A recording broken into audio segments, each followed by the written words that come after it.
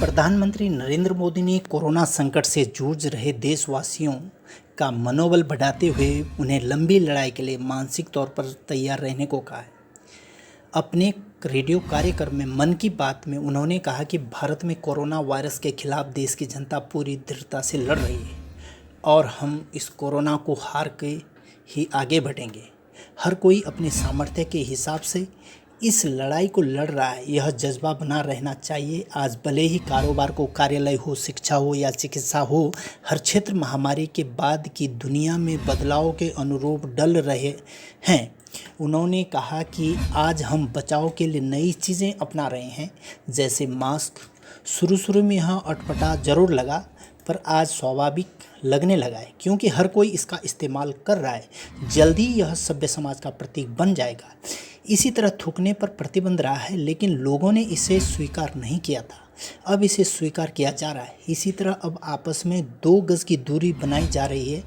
इन सब का चलन अब जरूरी हो गया है। दरअसल प्रधानमंत्री का जोर इस बात पर है कि कोरोना का संकट लंबा चलने वाला है, लिहाजा से लड़ने के लिए हमें जीवन शैली में आमूल बदलाव करना पड़ेगा। लॉकडाउन की एक सीमा है, आज न कल इससे हटना ही होगा, क्योंकि उसकी वजह से जीवन यापन पर ही संकट आ सकता है। इसलिए प्रधानमंत्री देशवासियों को यह संदेश देना चाहते हैं कि लॉकडाउन हटने के बावजूद हमें कई बंदिशों के बीच रहना होगा और हम इन्हें पाबंदी मानने की बजाय जीवन पद्धति का हिस्सा माने, इन्हें आत्मानुशासन का रूप दे दें। गौरतलब है कि पिछले दिनों विश्व स्वास्थ्य संगठन ने भी संकेत दिया था कि कोरोना वायरस का संकट अभी लंबा चलेगा।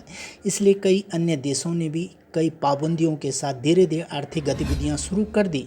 भारत में लॉकडाउन के बीच अनेकों क्षेत्र को छूट दी गई है। अभी कुछ और क्षेत्रों को खोलने की ज़रूरत महसूस की जा रही है।